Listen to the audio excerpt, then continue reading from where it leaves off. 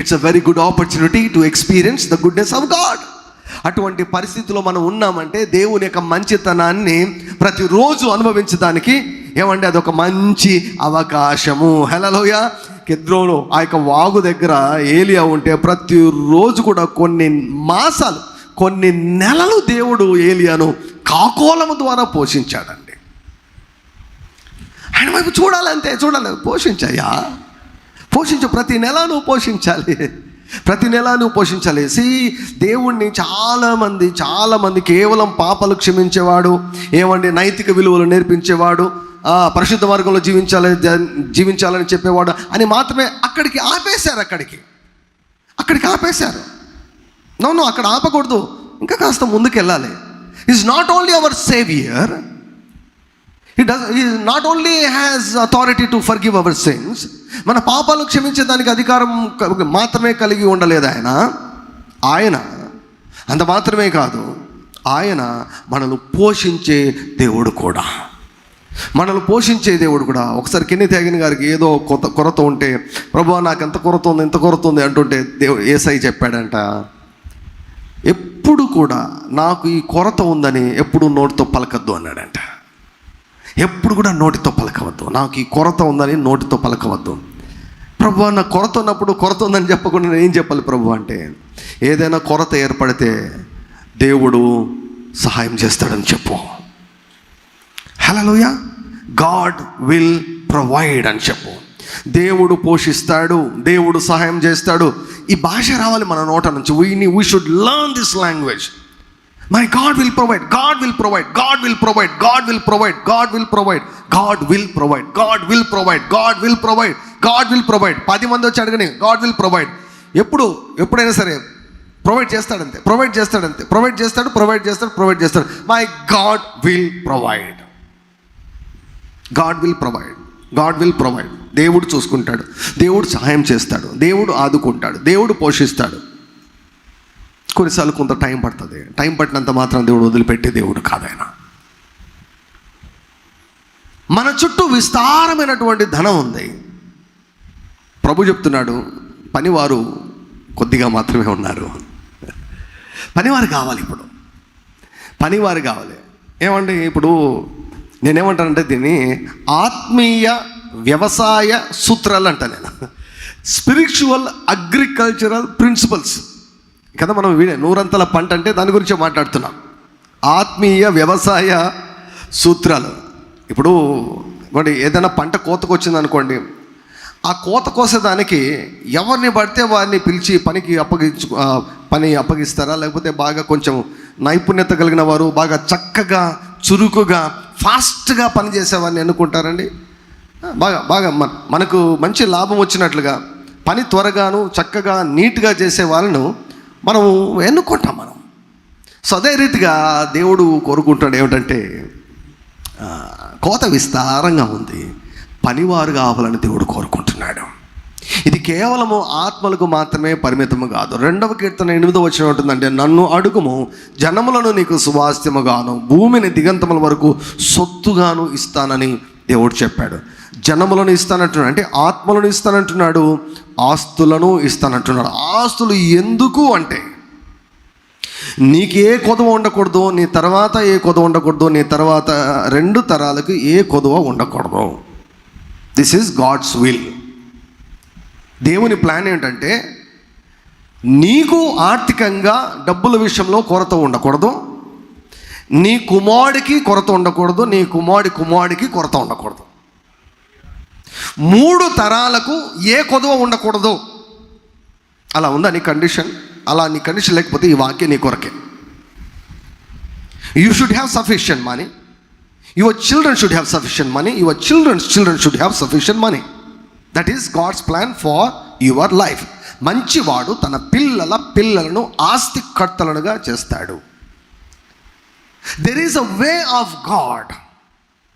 దేవుని యొక్క మార్గం ఒకటి ఉన్నది. మోషే అంటాడు, దేవా నీ మార్గము సముద్రంలో ఉన్నది అంటాడు. సముద్రంలో మనకు రూట్ కనిపిస్తుందా? కొన్నిసార్లు అలాగే ఉంటుంది. ఎలా మేము ఆస్తులను సంపాదించగలం? చదువుకోలేకపోయాం, పూర్వీకుల ఆస్తి లేదు, దాన్ని పెట్టుబడి పెట్టి ఏమైనా సంపాదిద్దామంటే ఏ అవకాశాలే లేవు అనేది ఇంకా గవర్నమెంట్ మీద పది తిట్టుకుంటా ఉండేది అన్నమాట. గవర్నమెంట్ వాళ్ళు ఏమి ఇవ్వడం లేదు, జాబులు ఇవ్వడం లేదు, జీతాలు సరిపోవడం లేదు, వాళ్ళను వీళ్ళను తిట్టుకుంటా ఉంటే ఏమీ రాదు. బైబిల్ ప్రకారం నీతిమంతుడు విశ్వాసం మూలంగా జీవిస్తాడు. చూడండి ప్రియులారా, దేవుడు ఆదాము హవ్వను సృష్టించినప్పుడు దేవుడు ఆదాము హవ్వకు ఏమిచ్చారో తెలుసా? విత్తనం ఇచ్చాడు దేవుడు. God has given them seeds, విత్తనములిచ్చు వృక్ష ఫలములను అని 4 సార్లు ఒకటే అధ్యాయంలో మెన్షన్ చేశాడు. అంటే ఒక మాట చెప్పంటే విత్తనాన్ని ఇచ్చి ఆదాము హవ్వలను ఏదోను తోటలో ఉంచేసి, ఏమండి దేవుడు ఏం చెప్పాడు తెలుసా? ఆదాముకు ఒక ఉద్యోగం ఇచ్చాడు. గాడ్ గేవ్ యాడమ్ ఏ జాబ్. ఖాళీగా ఉండమని చెప్పడం లేదు. ఏం చెప్పాడు? ఆ తోటను సేద్యము చేయమన్నాడు. సేద్యము చేయుటకును కాయుటకును ఆదాముకు బాధ్యతను దేవుడు ఇచ్చాడు. సేద్యం చేయడం అంటే ఏంటండి? సేద్యం చేయడం అంటే ఏంటి? భూమిని దున్నిన తర్వాత విత్తనం వేయడం, ఆ విత్తనము ద్వారా వచ్చినటువంటి ఆ యొక్క ఫలవృక్షాలను అనుభవించడం, మరలా విత్తనాలు రావడం, అంతే కదా సేద్యం చేయడం, భూమిని సేద్యం చేయడం. ఏం పని ఇచ్చాడు దేవుడు అంటే ఆదాముకు, ఆదామా ఇగో నీకు విత్తనాలు ఇచ్చాను, ఆ విత్తనాలు తీసుకొని భూమిని సేద్యం చేసి మంచిగా భూమి అంతా కూడా నింపేసి బాగా విస్తరించేసి ఆ పంటను కూడా నీవు కాయాలి అన్నాడు కదా. సేద్యం చేయడం ఒక పని, ప్రొటెక్ట్ చేయమన్నాడు. ఎందుకు ప్రొటెక్ట్ చేయమన్నాడు? ఆకాశ మండలం అందరూ దురాత్మల సమూహాలు ఉన్నాయి కదా. వాటికి నువ్వు అవకాశం ఇచ్చాయి అంటే, వాటికి నీవు అవకాశం ఇచ్చావు అంటే ఏమవుతుందో తెలుసా? భూమి మీదకి శాపం వస్తుంది. భూమిలో అప్పుడు ఏమొస్తాయి తెలుసా? విషపు మొక్కలు కూడా మొలుస్తాయి. దేవుడు విషపు మొక్కలను మొలిపించలేదు. ముళ్ళ కంపలను అసలు దేవుడు మొలిపించలేదు. ముళ్ళ కంపలను దేవుడు. సాతాను టేక్ ఓవర్ చేసిన తర్వాత, సాతాను భూమి మీదకి అడుగుపెట్టిన తర్వాత, ఆదాము ఆ యొక్క అధికారాన్ని సాతాను చేతిలో పెట్టిన తర్వాత భూమి శపించబడింది. కాబట్టి విషపు మొక్కలు వచ్చాయి. కొన్ని మొక్కలు ఏమండి చేతికి అంటుకున్నాయంటే ఇంకంతే, ఇక గజ్జి వచ్చేస్తుంది అన్నమాట. రకరకాల మొక్కలు. కానీ అంతవరకు దేవుడు చేసిన ప్రతి మొక్క కూడా మంచిదిగా ఉన్నదంట. ప్రతి వృక్షం కూడా మంచిదిగా ఉన్నది. అందుకే 2 పనులు ఇచ్చాడు. మొదటిది సేద్యం చేయమన్నాడు, రెండవది భద్రముగా కాపాడు అన్నాడు. ఒక వాచ్మెన్ పనిని ఇచ్చాడు. You be the watchman over whole earth. ఏదో తోటకు మాత్రమే కాదు, భూమి అంతటికి నీవే వాచ్మెన్. భూమి అంతటికి నీవే ఒక దేవుడిలాగా పనిచేయి. భూమిని నింపేసాయి, వాడికి చోటు ఇవ్వద్దు అన్నాడు. సో విత్తనాన్ని ఇచ్చాడు దేవుడు. ఆదికాండం మనం చూసే 8వ అధ్యాయంలో భూమి నిలిచి ఉన్నంత కాలము వెదకాలము కోతకాలము ఉండక మానవు అన్నాడు దేవుడు. అంటే there is a time of sowing and there is a time of reaping. వెదకాలము కోతకాలము ఉండక మానవు అన్నాడు. కొన్నిసార్లు ఈ యొక్క విత్తనాలు విత్తే కాలము, పంట కోసే కాలం అంటే కేవలం వ్యవసాయానికి మాత్రమే సంబంధించిందేమో అని మనం అనుకుంటాం. కానీ దేవుని యొక్క వాక్యాన్ని చదివినప్పుడు దేవుడు వాటిని చూపిస్తూ దేవుడు మనకు అనేకమైనటువంటి ఆత్మీయ సంగతులను బోధిస్తూ ఉన్నాడు. పరలోక రాజ్యం గురించి చెబుతూ మార్కు సువార్త 4వ వచనంలో, ఒక మనుషుడు విత్తనములు చల్లి పడుకొని లేస్తున్నాడంట. అతనికి తెలియకుండానే ఆ భూమి ఏం చేసిందంట? ఆ విత్తనాన్ని మొలిపించిందంట.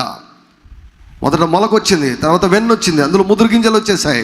కోతకాలం వచ్చినప్పుడు కొడవలి తీసుకొని కోతపెట్టి పంటను కోసుకొని ఇంటికి తెచ్చుకొని ఆ పంటను అనుభవించాడు. విత్తనాలు వేశాడు, దేవుడు వృద్ధినిచ్చాడు, పంట కోసుకున్నాడు, తను అనుభవించాడు. సో ఈ సూత్రము దేనికి వర్తిస్తుందంటే నీ జీవితానికి వర్తిస్తుంది.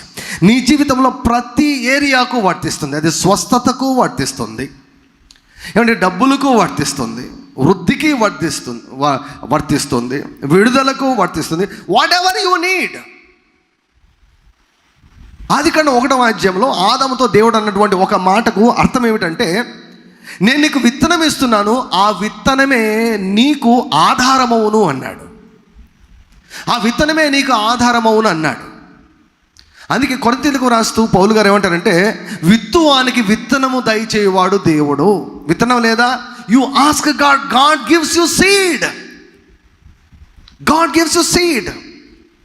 అసలు ఈ భూమి మీద మన జీవితం అంతా విత్తడం కోయడమే, అంతకు తప్పని చేయలేదు. ఒక దైవజనుడు ఒక మాట చెప్పాడు, భలే చెప్పాడు ఒక మాట. అసలు మనం అంటే ఇప్పుడు మీరు మీ ఇంట్లో సాలేడు తిరుగుతుంటాడు కదండి, సాలేడు గూడు కట్టుకొని మధ్యలో ఉంటాడు కదా సాలేడు కదా, సాలే పురుగు ఇట్లా మొత్తం అంతా ఏమండి వలలాగా ఉంటుంది, మధ్యలో ఉంటుంది ఆ పురుగు. మనము కూడా సాలే పురుగు లాగానే మనము కూడా మన చుట్టూ ఒక వలయం ఉంటుందంట. ఆ వలయం మధ్యలో మనం ఉంటామంట.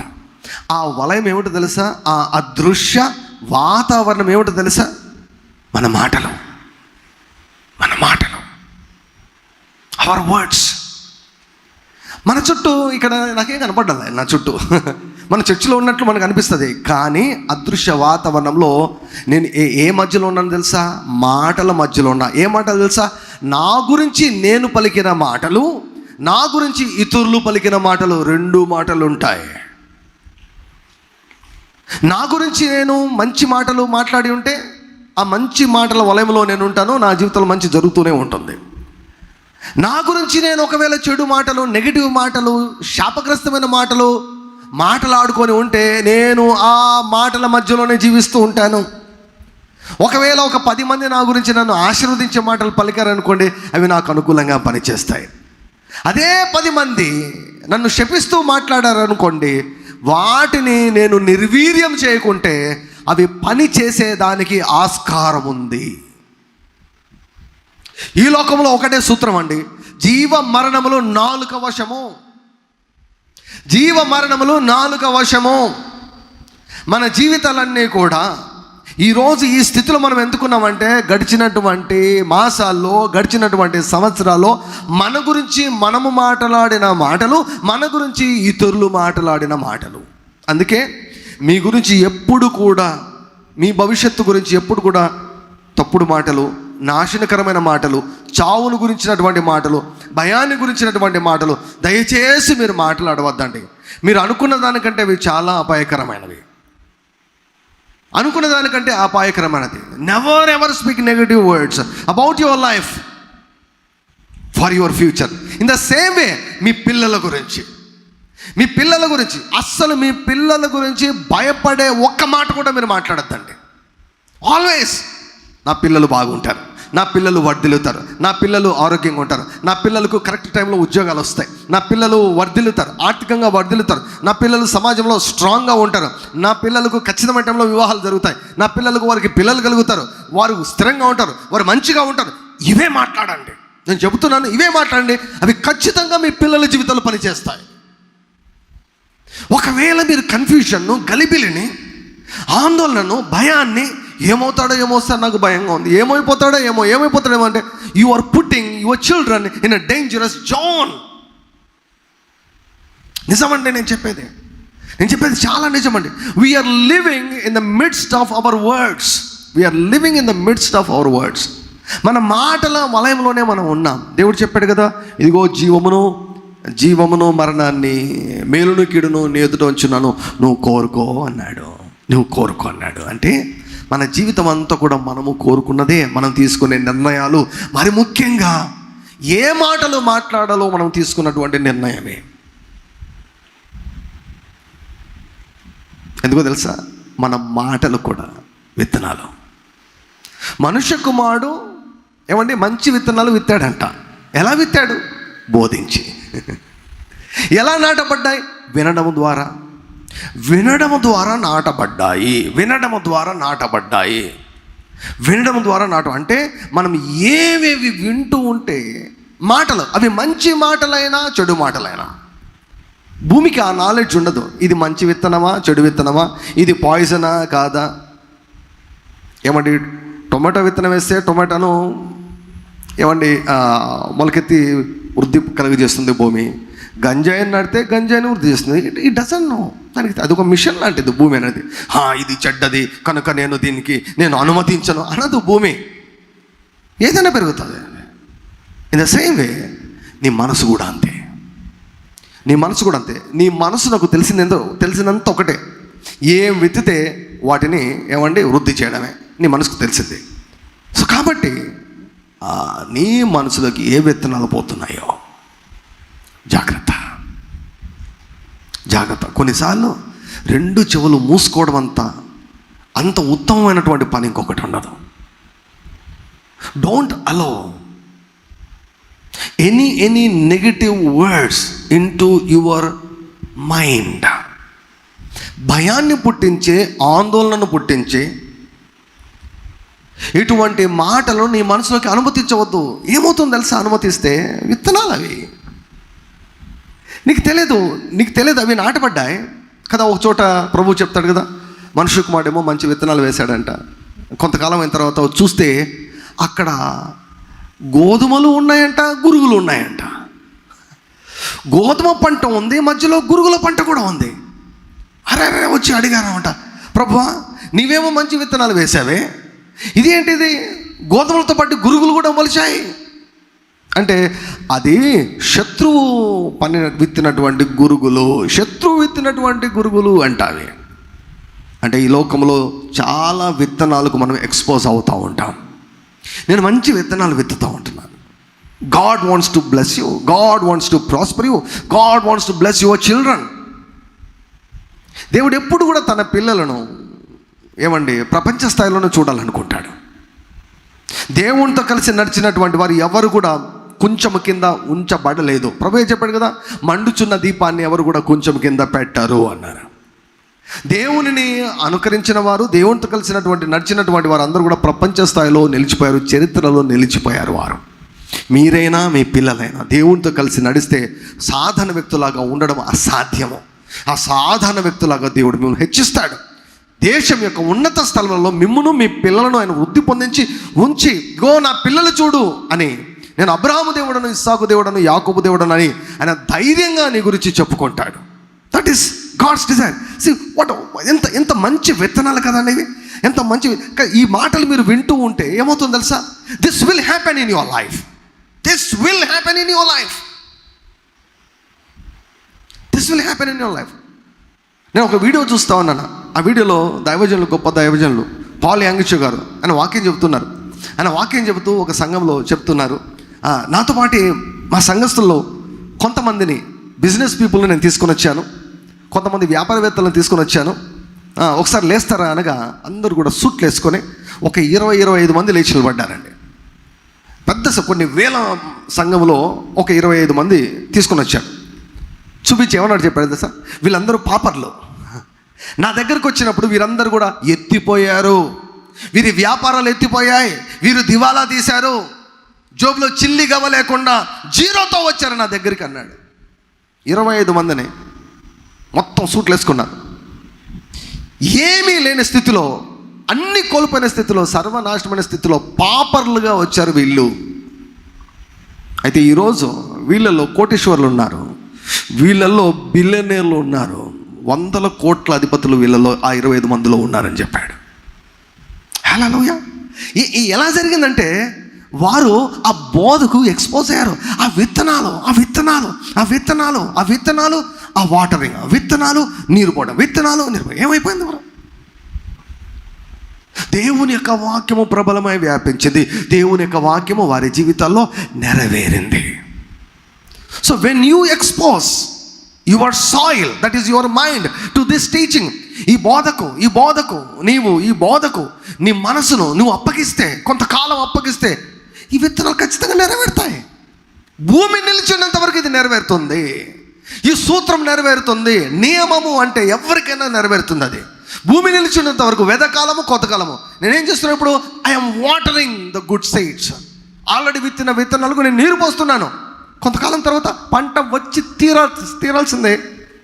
It will come, definitely it will come. ఎందుకో తెలుసా? దేవుడు నమ్మదగిన వాడు. ఆయన వాక్యం నమ్మదగింది. మన పూర్వీకులు పెద్దలందరూ కూడా పరిశోధించి దిస్ ఇస్ పర్ఫెక్ట్ అని సర్టిఫికేట్ ఇచ్చేశారు. God's word will work. God's word will work.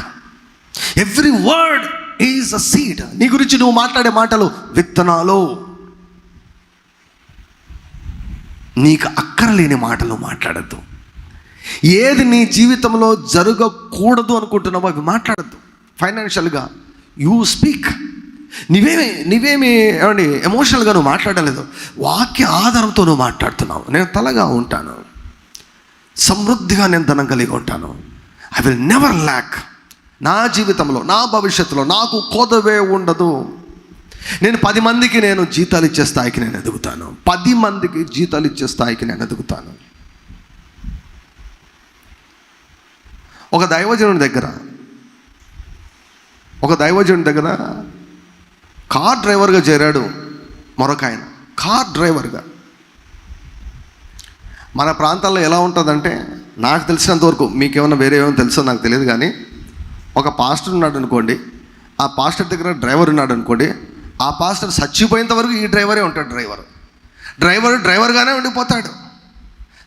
సెక్స్టన్గానే ఉండిపోతాడు. వాచ్మెన్గానే ఉండిపోతారు. కెమెరామ్యాన్లుగానే ఉండిపోతారు. సౌండ్ సిస్టమ్ ఆపరేషన్ అక్కడే అంతే. వాళ్ళు మైండ్లో సెటిల్ అయిపోయింటారు. పాస్టరు మాది ఇస్తానమని. మన కల్చర్ అట్లా అయిపోయింది. They are not able to think more than that. They are not able to thinking more than that. మా స్థితి ఇంతే, మేము ఇక్కడే ఉండిపోతాం అనుకుంటున్నాం. ఎందుకో తెలుసా? వారి యొక్క మనసు మారలేదు. ఒక దైవజన్ దగ్గర చిన్న పరిచర్య, ఆయనకు కార్ డ్రైవర్గా చేరాడు. ఆయన కార్ డ్రైవర్గా చేరి ఆయనకు ఏదో చిన్నగా హెల్ప్ చేస్తూ, ఆయన ఏదైనా మీటింగ్కి వెళ్తే అక్కడంతా కూడా సరి చేస్తూ చూసుకుంటుండేవాడు. జస్ట్ కొన్నాళ్ళే, just few years, just less than 3 years, 3 సంవత్సరాలు కూడా కాలేదు. దేవుడు ఆయన దీవించడం మొదలుపెట్టాడు. ఏ దైవజనుడి దగ్గర కార్ డ్రైవర్గా పనిచేస్తాడో దాదాపు ఆ దైవజనుడు అంత స్థాయికి ఆయన ఎదిగాడు.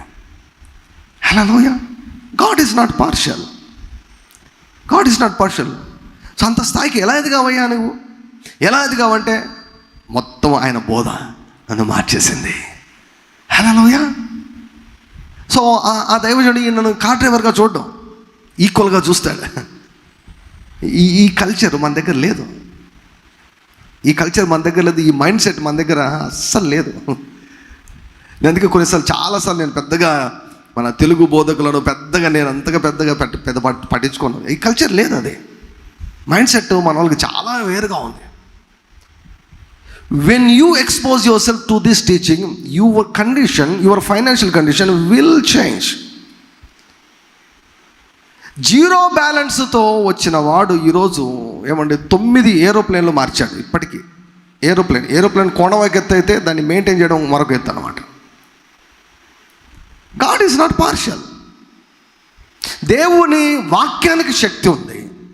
ఒకటి ఏంటంటే, నా వాక్యం నందు మీరు నిలుచున్న వారైతే, first of all your mind should be filled with the word of God. ఒక బావిలోకి దుమికితే పూర్తిగా నాని ఎలా బయటకు వస్తావో, చిన్నప్పుడు నాకు బాగా గుర్తుంది. ఈత నేర్చుకునేటప్పుడు మేము బావిలో పైనుంచి, మొత్తం మీద నుంచి అంటాం అనమాట, ఆ పైనుంచి దూకేవాళ్ళం అనమాట. ఎంత పైనుంచి దూకితే అంత లోపలికి వెళ్ళి పైకి లేస్తాం అనమాట.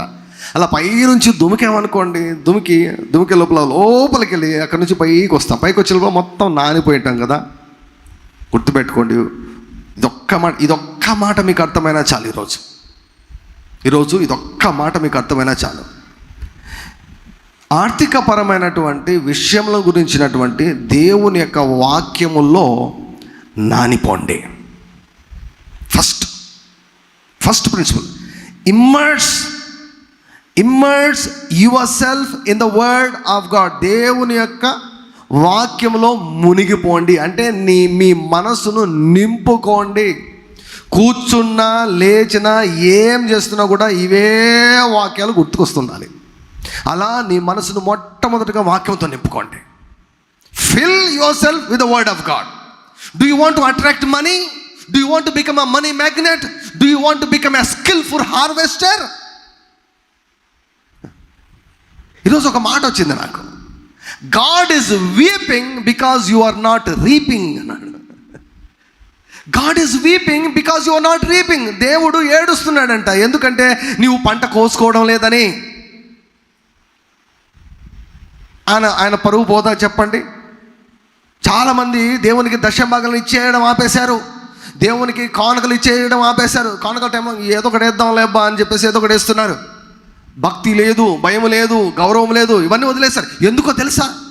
There is a genuine reason. ఒక నిజమైనటువంటి యథార్థమైనటువంటి కారణం ఉంది. They are not experiencing the return. పెట్టుబడి పెడితే రాబడి రావాలి కదా, ఆ రాబడి రావడం లేదు కాబట్టి అది ఏమి అర్థం కాక గలిబిలితో ఎందుకు వచ్చినా కూడా లేబ్బా మనకే ఉపయోగపడతలేని చెప్పేసి దశంభాగాలు ఇవ్వడం ఆపేశారు, దేవునికి కానుకలు ఇవ్వడం ఆపేశారు. ఏదో ఒకటి ఇద్దాంలే అని చెప్పేసి ఏదో ఒకటి ఇచ్చుకుంటూ పోతున్నారు. దానివలన ఏమండి, ఆర్థిక పరమైనటువంటి విషయాలు దీవించబడకుండా చాలామంది ఉంటున్నారు. సో మొట్టమొదటిగా నా పాయింట్ ఏంటంటే, మీరు తీసుకునే యాక్షన్లు అన్నిటికంటే ముఖ్యంగా the first action that you have to take is immerse yourself with the word of God. స్వస్థత కావాలా నీకు? స్వస్థత గురించిన వాక్యం చేత నీ మనసు నింపుకో. Whatever you want. ఆర్థిక పరంగా నువ్వు దీవించబడాలనుకున్నా, 3 తరాలు దీవించబడాలనుకుంటున్నారా, మొట్టమొదటిగా దేవుని యొక్క వాక్యముతో నింపుకో కదా. 15,000 జీతం, 25,000 జీతం, లేకపోతే ఇప్పుడు ఈ కల్చర్లో మాట్లాడుతున్నాం 50,000 అనుకోండి జీతం.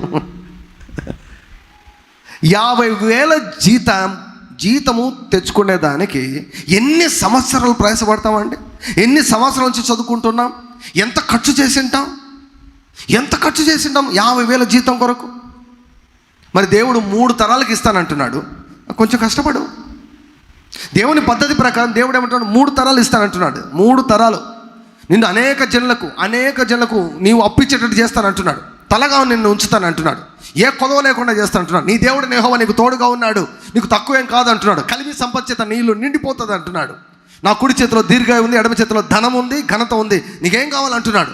And God wants you to spend some time to fill yourself with the word of God. నానిపోవాలి నీ యొక్క మనసు దేవుని యొక్క వాక్యం చేత.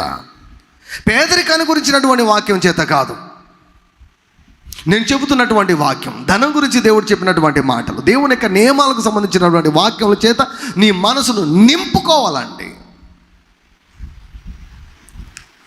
కాఫీ తాగినట్లు, టీ తాగినట్లు సరిపోదు, డోస్ సరిపోదు కదా.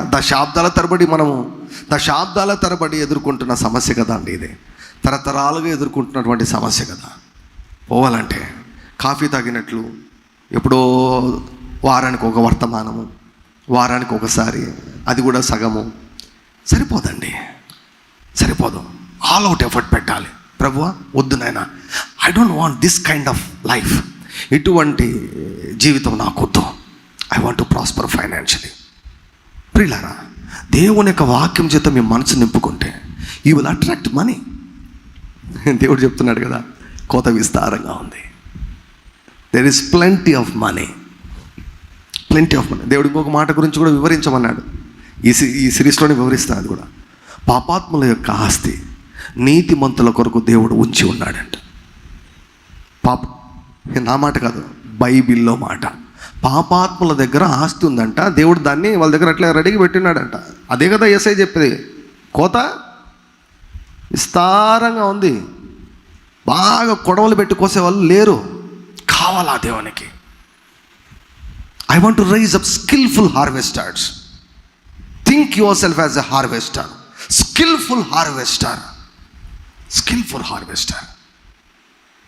మన విత్తువారు మాత్రమే కాదు, కోసేవారుగా కావాలి. అందరు చెప్పండి, నేను విత్తనాలను విత్తువాడను మాత్రమే కాదు, నేను మంచిగా పంటను కోయువాడను. Hallelujah. I'm a very very very very good reaper of the financial harvest.